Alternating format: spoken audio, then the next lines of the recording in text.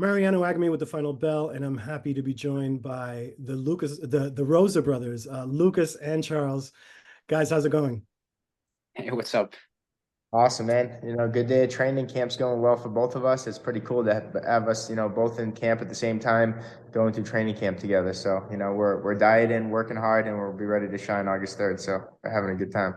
Awesome. And do you guys train together? Are you actually in the same training camp or training from different places?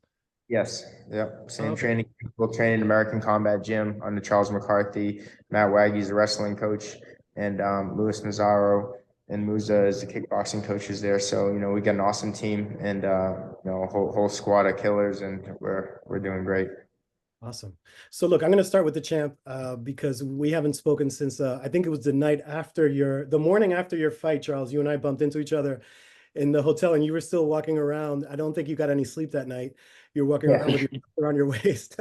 So how does it feel, man? What's changed since winning? How do you feel?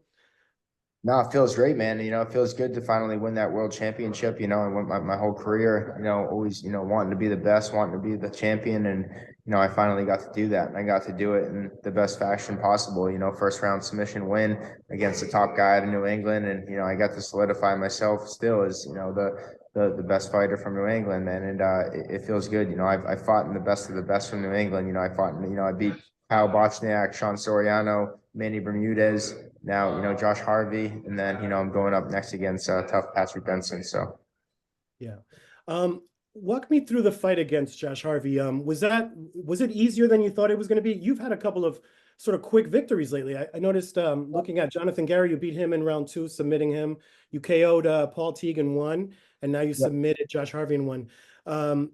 How did was it easier than you thought it was going to be? Did it play out the way you imagined? Yeah, I mean, it's what we drill every single day in the gym, the sequence we go over. I mean, I definitely, was expecting the best version of Josh. And, he told me after the fight, he was like, we talked it, that night. He said, when you saw me walking around, Yeah. I ran into Josh and I hung out with him most of the night, Josh Harvey. And he was like, man, Charles, he goes, I did everything. He's like, I stopped working. I did everything. I put everything into this training camp and I was more than ready. And I'm just so mad at myself that it ended in a minute in whatever seconds, he's like, I'm devastated. And I'm like, man, well, I just, this is something that, there's a saying, drillers make killers. And it's constantly, I go in the gym and I drill that sequence every single day. The takedown and that guillotine is flawless. I tap out everybody I train with it. So it definitely went quicker. I'm always expecting to get the finish as fast as possible. Go in there, get in, get out. I don't get paid by the minute. So I'm going in there to fight, get in there, getting out of there with the least amount of damage. But I just remember like when I shook Josh Harvey's hand, I was like, man, this guy has a serious grip. And I fought in the best of the best in the world. And that was one of the more intimidated I ever felt before a fight. And he told me after he rides bulls and stuff. So that kind of makes it understand why his grip was like that. And he wrestles for all the years. He But wrestles. Yeah. yeah, he's a legit wrestler. So he was tough kid. But I was able to do what I do best and get a hold of him, get a hold of his neck. Yeah, I spoke with him before the fight and what he had worked on, because he hadn't fought in a while, but it wasn't because he wasn't training. He was actually fully training because he knew he had a hole in his game when it came to the ground game and jiu-jitsu. And so that's what he had been working on. So I know he was really disappointed because it had been, what he dedicated about a year to, right, is shoring up his ground game. So that's interesting. And now you're making your first title defense against Patrick Benson. What do you know about Patrick? Yeah, I know he's also another tough wrestler, a little bit better jujitsu, I think. So I think the striking level is maybe lower than Harvey's was, but the wrestling and the jujitsu level is a little bit higher. So I definitely got to be cautious of my neck and front headlocks and things like that. But I pride myself. My submission defense is top on the planet. I've been in there with the best of the best fighters, and nobody's ever been able to submit me in 14 UFC fights and my whole career. I've never been submitted or and I've always fought out of them. So that's something I think is my biggest attribute. But man, it's a fight, man. That's why I'm exciting. It's they say fighting at Foxwoods is the wonder of it all. I mean, that's why you got to come out, watch the fight, because it's a fight. Anything can happen. So I'm gonna be prepared for anything. And it's become pretty much your home turf, right, Foxwoods? You fought a couple times there last year. You won the title there. Now you're defending it there. Do you feel like you're in a career renaissance a bit, like where you feel rejuvenated? in the way you're fighting? And, we talked about how quickly you've been disposing of these guys. Yeah, man. This is the thing is that people don't understand about me. This is the best I've ever been. Like, if you take myself when I got my UFC call when I was Lucas's age, when I was 29 years old, and I got, the call to fight the top #8 guy on the planet Earth in the UFC, like, I'm way better fighter than I was then. You know what I'm saying? So it's difficult for me to be like, well, how am I the best fighter I've ever been in my entire life? But I'm not, fighting I'm not in the UFC fighting those same guys I was, but it doesn't change the way I train and what I do. I know that my biggest fight, I think, is still ahead of me. I had that big fight in Boston where I set the record for most all-time wins of the Garden, submitting Manny Bermudez, got submission of the night, big, huge payday, over 100 grand payday, defeated Manny Bermudez. I also got a big part of his purse because he missed weight, like got submission of the night. Like, it was, a comeback fight, featured bout on ESPN.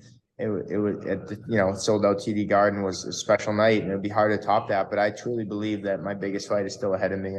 One of my coaches, actually, I'm rocking his shirt right now, I just realized it, is Mickey Ward. He's my boxing coach, and he was 37. I'm 37 right now. When he fought his whole career. Big fights. He beat some guys, lost to some guys. He's one of the toughest guys. Everybody knows of him.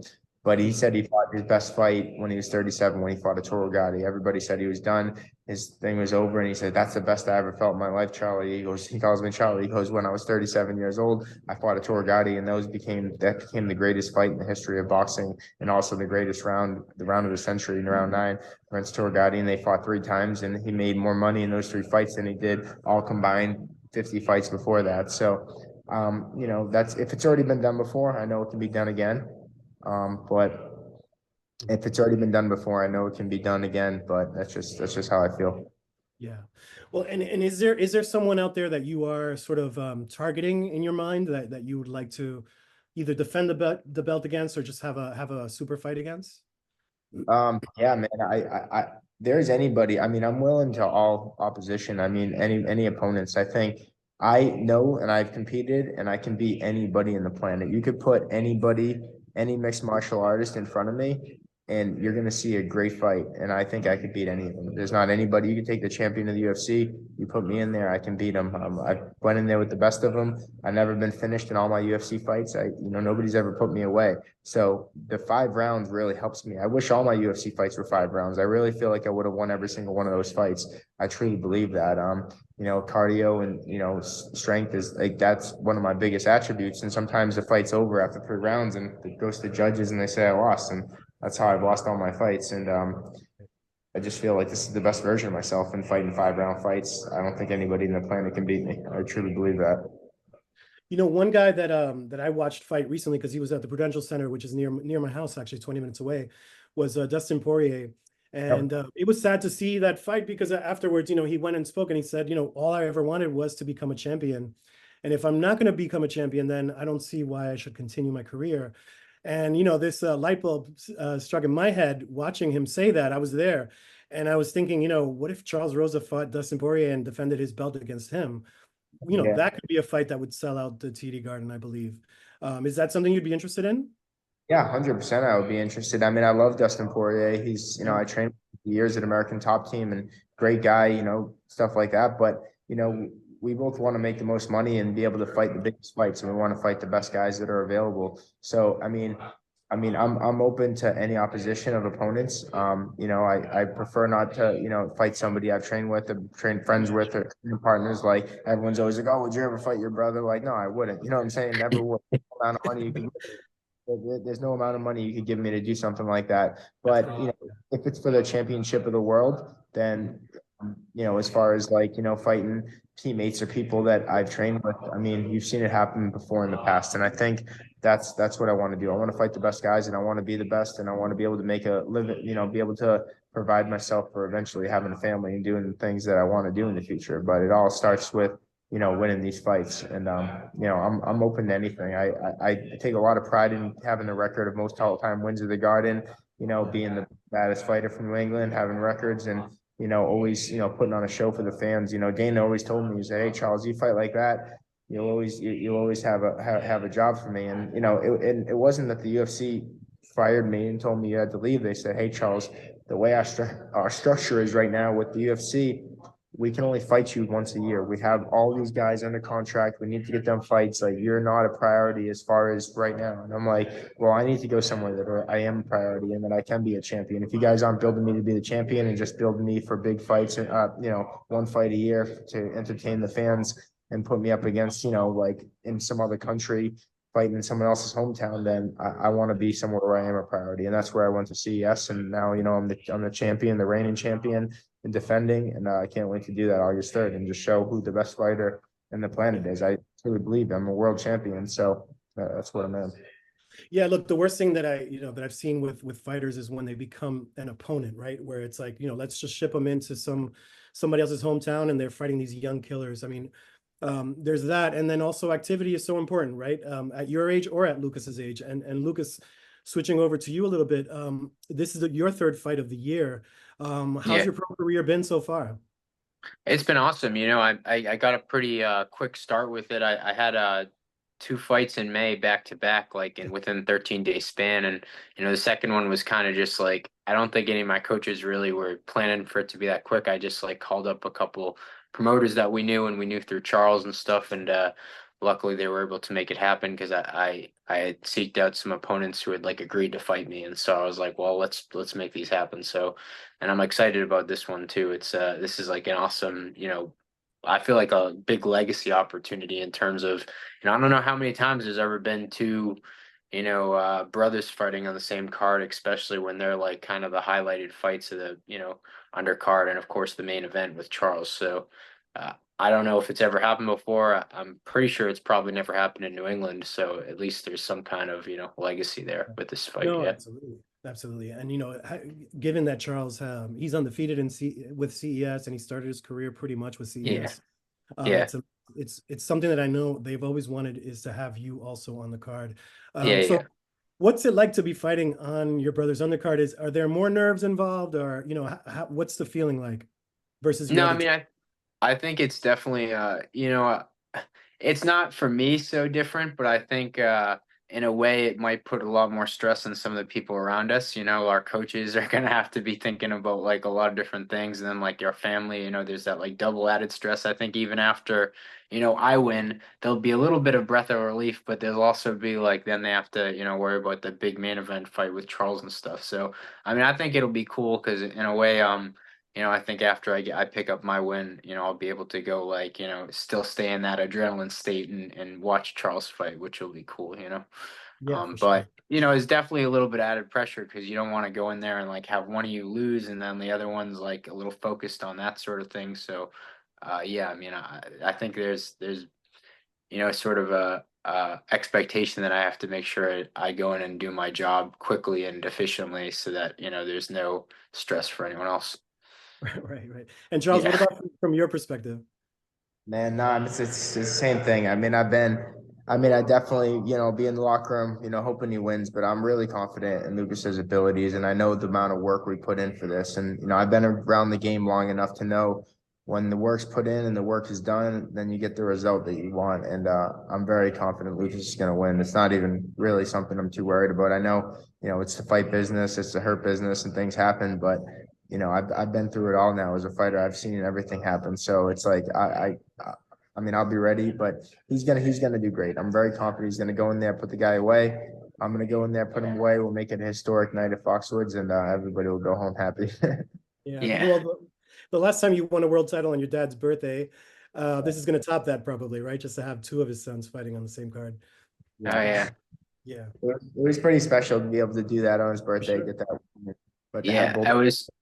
and it's gonna be awesome. I mean, it's funny because usually when the fight's over, you get to have the stress, but then he has to wait another 2 hours and wait for me to walk out. It's gonna be a super stressful night for my parents, but sometimes the more stress, the bigger the reward. So it'll be exciting after.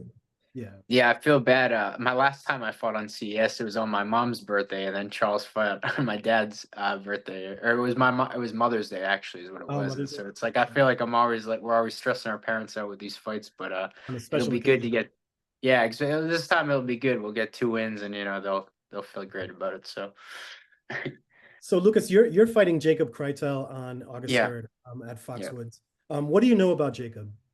Well, I know, like, one of the things I like about, MMA in a way, it's like you're always going up against these different like personalities and almost like characters in a way. And like to me, I think of him as like you're going up to slay all these different kind of monsters. And to him, he's like very unique for the weight class. He's like I mean, I think we're fighting at a catchweight at 150, but he's fought at 45 before, and he's like 6'2", 6'3", which is a very unique body style for that. So I've gone up against people like him, but not exactly that sort of extreme. So that's kind of an interesting challenge.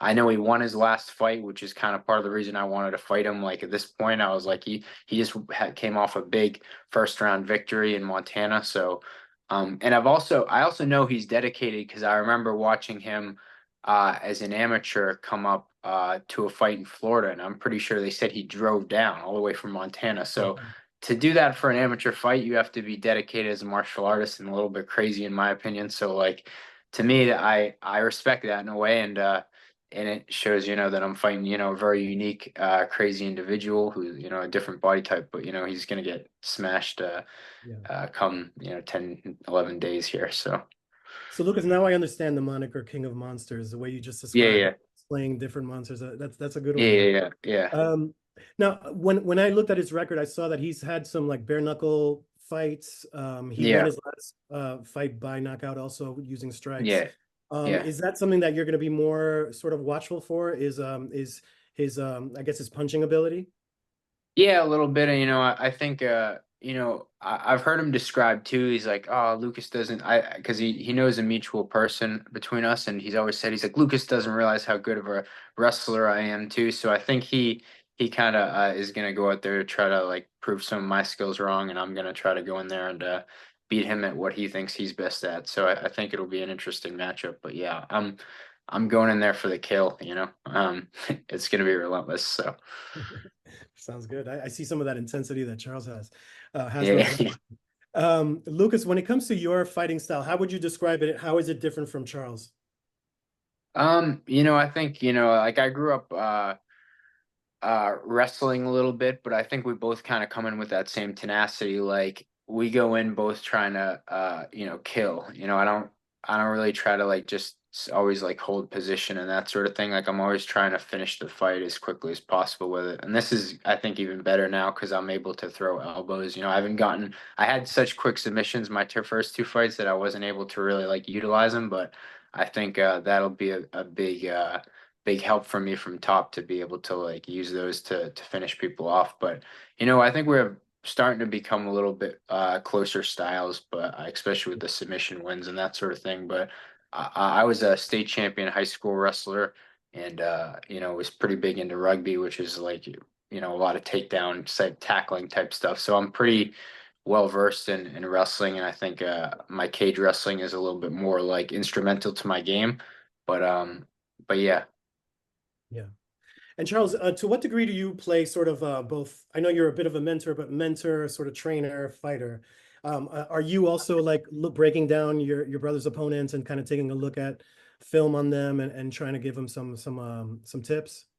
Yeah, always, man. Every day we're in the gym improving. I can see, without having to look at his opponent or anybody, I can see the things that we need to work on, like the weaknesses, the things that everybody can get better. I mean, I train, Daniel Sancora Marcos. He's a UFC fighter that lives in my house. He's from Peru. He's 16-0, undefeated, 4-0 in the UFC, he's about to, fight probably, he's top 15 in the world right now, 135. Yeah. And there's things that we go in the gym and I see for him that we can work on. You know what I'm saying? Like you could be at the highest level, no matter how good you are, you can always improve. So that's one thing is we have the highest level of guys. We have, guys that we can get, best coaches. We train with Roger Crowell over at MMA Science Academy, who I feel is the best striking coach on the planet. He's really evolving the striking of the martial arts MMA aspect of it, like where it used to just be like kickboxing, Muay Thai, Taekwondo, karate. He's combined all these to make like basically a mixed martial arts striking, which is very new. I mean, this is such a new sport that nobody's really done that. Bane Ledwood started to do it, but Rogers really even brought more into the takedown defense and stuff like that into it and what strikes to throw in certain situations. So it's really something special we have going on. Lucas is part of it, Daniel's part of it, and we have a whole group of guys that are part of it. And all of them have been doing so well. Like, I mean, I've been responsible for training like three guys. I feel like one is Dustin Scrappy Lampros. Yeah, yeah. He might know. I don't know if you talk to him. He's champion Yeah, you over at mentioned Champ. him before, yeah. Lewis, and I train my little brother who's undefeated professional top prospect in the world right now, and then Daniel Marcos is 16-0. So I got three undefeated fighters that I train, and I'm proud of it. And I know anything can change at any day. One of them can get caught, but we're always improving and we're always working, so the chance of that happening is least likely as possible. Yeah. So do you think eventually you will transition to becoming more of a trainer? Do you think when it's I all love said fighting. and I done? mean, I think I could do both. Like I love fighting. Like, and I told you I'm at my prime and the tip top of my career right Yeah. now. Which for me, it's like some people might say, well, how could you be 37 years old and be at the prime? But you look at all the fighters. Look at the current champions. Look at John Jones right now. John Jones is 37, the greatest GOAT of history, easily the best fighter, and he's easily the best he's ever been. He hasn't gotten worse in the last 10 years. He's only gotten better every year. He's the best he's ever been. And that's truly how I feel. Like, I feel like I'm capable of beating anybody in the world right now, inside the UFC, outside the UFC, and PFL, and any promotion. I mean, I'm the champ right now, and if there's anybody from any promotions that want to come over to CES and try to challenge me for the belt, I'm very confident I could beat anybody that bring my way. Absolutely. Lucas, I know you went to Wheaton College. When did you graduate? What year did you graduate? I graduated in 2018, but I did a fellowship right after it for a year. So I got something called a Watson Fellowship. It was actually related to MMA. It was like I was the first person, I think, to ever get an academic grant based on something that was MMA related.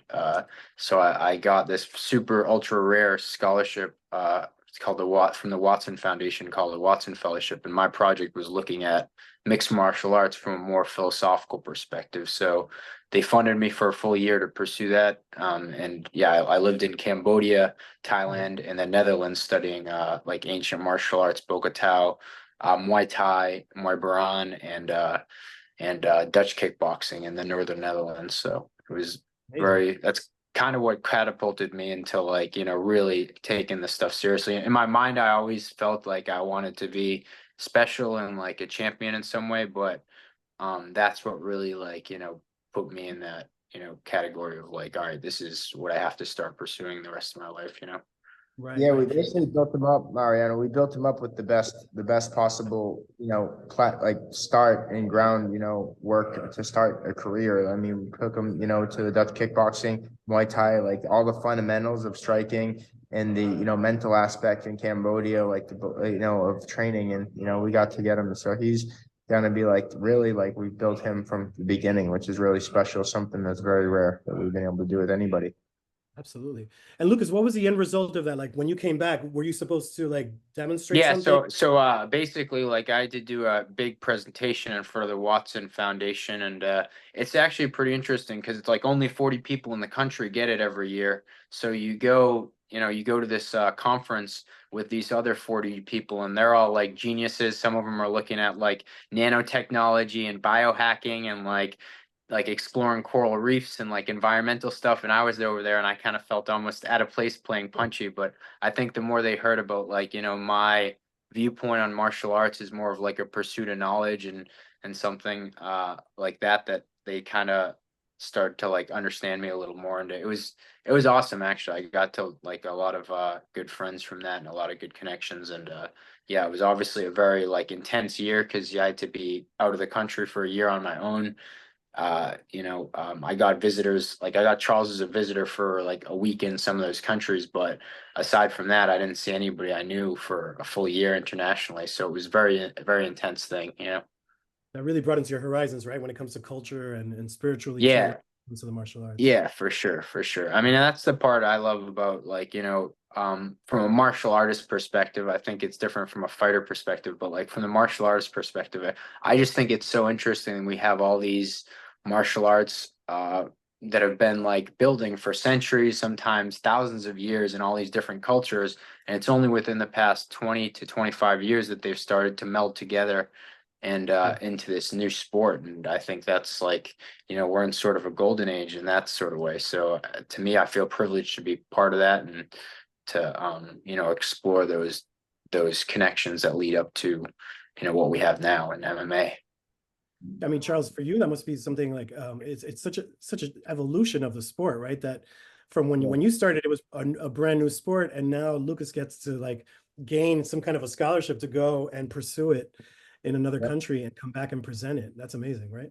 Yeah, we have I mean, it's cool. It's like a blueprint, and you take the blueprint and you pass it on to the next, and that's how lineages are started and stuff with martial arts. And this is such a new sport. Like my coach Charles McCarthy was one of the fighting in the first, UFC events, like when they first started. You know what I'm saying? Like those were the first ones, and then he passed it down to me. He had 4 or 5 UFC fights, and then he passed it down to me. I've had 15, and hopefully the goal for Lucas is that we can get him to eventually win a UFC world title, or even bigger. There's so many new promotions starting now, and so many new things that who's just it's like in boxing, they had the WBC, the WBA, all these different belts. But which one's the best? We don't know. You know what I'm saying? Everyone knows right now. Yeah, the UFC is the highest level, but those things change very quickly, and they can change with one person. You take the best fighter in the world, and he's in a different promotion, and they say, okay, well, is it then who's really the best now? If you have the best fighter, then who's the best? That's what PFL I think tried to do with Francis Ngannou. Unfortunately, the UFC still has John Jones, so it's tough. But that's how it starts. If is whoever has the best fighters is the best, and it's pretty interesting. Definitely. No, things are changing very quickly. Lucas, and then maybe this is a question for both of you, but Lucas, how much easier is it for you, like outside of the ring, I guess, having your brother around to help you avoid some of the pitfalls that maybe he wasn't aware of when he was coming up? Oh, well, for sure. There's like, it just so much like, I think there's a difference between like, like I like to fancy myself as like a smart fighter, but there's a difference between being smart and being wise. And I think like, Charles is able to pass a lot of that wisdom on to me, like just small things you wouldn't even think about, like when you first start. And yeah, it's been a super help. And the thing that's also good is just even from a coaching perspective, like he sees things that I do that he saw in his old self that like are just such small, intricate like habits that he'll be able to pick up on and be like, I know why you're doing this. Like, let me change it. So like as far as a coach and as far as a mentor, it's awesome to have your older brother, there. It makes things easier, a little more streamlined for sure. And yeah. And Charles, you didn't really have somebody like that, or did you when you I were mean, coming up? I had Coach Charles McCarthy. He was awesome, but it wasn't like he was retired at the time. He was retired at the time, so like he loved martial arts, but not the same that I love it. Like now, I'm active. I'm in the gym. I'm training with Lucas. Like Charles would teach me private lessons throughout my whole career. I'd ask him questions. He would give me huge, amazing insight. But there's definitely a difference of literally like being your training partner and being able to find those angles. You see the punches coming at you and saying, okay, you're not throwing with enough power, you're off balance, or you're doing this, like these little intricate things that really make the big difference. But I did have that. I had Coach Charles McCarthy, and then also I had Coach Mike Brown when I was at American Top Team, was a huge part of my MMA career, and he really helped mold me. And he's one of the best coaches in the planet. He won Coach of the Year for years, and I trained under him for many years, and he was a huge part of my career and my success. Absolutely. Look, I know that you guys are in training, so I don't want to take up too much more of your time. But Charles, I did have one other question for you. Now that you've accomplished your goal of becoming a world champion, what's the next sort of big ticket goal that you have in mind? Yeah, there's so many things I want to do, and it's hard because there's so many like people like, oh, what are you gonna do next? What are you just gonna open a restaurant? You're gonna like there's so many things. Eventually I know I want to have a family and stuff like that. So I have a nice girlfriend now and stuff like that. But it's hard to focus on other things when you're fighting. It's really difficult. Like I love food, I love cooking, I love doing the commentating, I love doing the sports casting. I've done that for CES many times. I've done it for the UFC. I've done it for BKFC. I've done it for all promotions, and it's something I love. But the thing I love most is fighting. So that's like my focus right now, and I think I'm going to do it until someone tells me that I can't do it anymore. I feel that I can't do it anymore, or maybe I have a family I need to support, that I have to change things. But I mean, I'm good right now. I'm happy. My life is good. I love coaching also. So that's something in the future. I mean, it's tough to make a living off of it because of the fighter pay at the moment. But who knows, you know, if we get Lucas making, you know, $20 million a fight, maybe if he talks about a couple, like maybe like a full mill, I'll be good, you know. So That's for sure. you don't know how things work out, but I'm focused. I'm happy right now. I'm working hard. You know, I got sponsors on board for this fight, which is super helpful, and people and the community. And I'm excited to shine August 3rd, Saturday night. Awesome. Any last message for the people that are coming to watch you guys at Foxwoods on August 3rd? Maybe start with Lucas. Yeah, no, I'm just you guys are gonna really witness something really special and historic just in the two of us fighting, and we're gonna, you know, we're training as hard as we can every day to make sure that the outcome is gonna be the best possible thing. So yeah, show up and you'll see us shine. Yeah, definitely come to the fight. It like Lucas said, it's going to be a historical night, and you're going to see, you know, two of the baddest brothers ever come from New England and be able to shine. And this is cool, you know what I'm saying, to have like this type of camaraderie between us and the fans, everybody involved. You know, you got a whole different generation of martial artists, but they're going to be fighting on the same card. So you're going to get to see, you know, the top prospect in the world, and you get to see the champ of the world all in one night. So it's going to be awesome. It's an amazing story of evolution of the sport and a family dynasty that's starting here. So I Yeah. wish you both the best of luck. Charles, Boston Strong Rosa, Lucas, the King of Monsters Rosa. Take care, guys. Thank you so much. Appreciate it. You got it. Right.